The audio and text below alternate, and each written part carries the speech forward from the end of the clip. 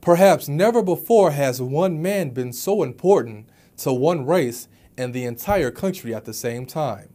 During an era that was filled with racism, hate, and prejudice, Joe Louis defined the term champion, commanded the word respect, and embodied the term warrior.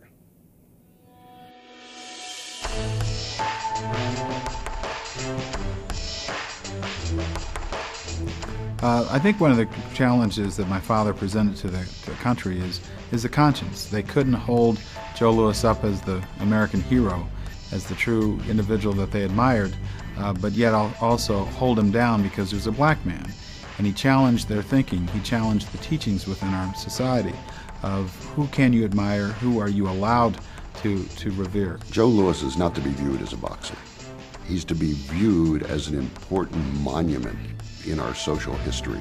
Well, Joe Louis lived in an era that there was a great deal of segregation, there's a great deal of prejudice in our society.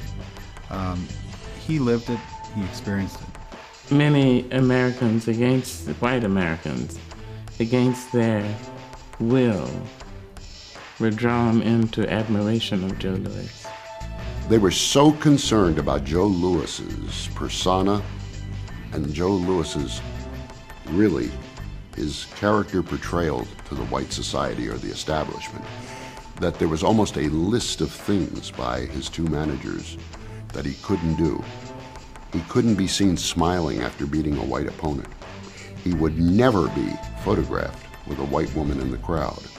And last but not least, although it was his favorite food, he would never be photographed eating watermelon, which would reinforce the stereotype.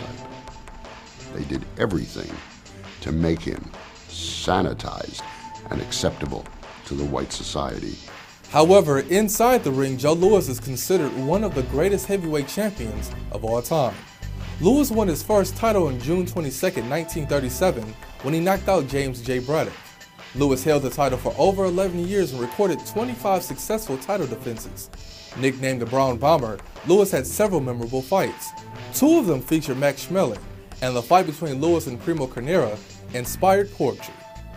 Presenting the present world's heavyweight king from Detroit, Michigan, Joe Louis.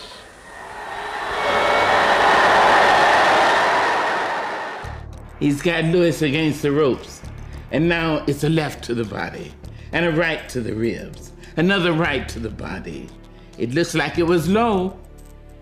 Yes, ladies and gentlemen, the referee is signaling, but the contender keeps raining the blows on Louis.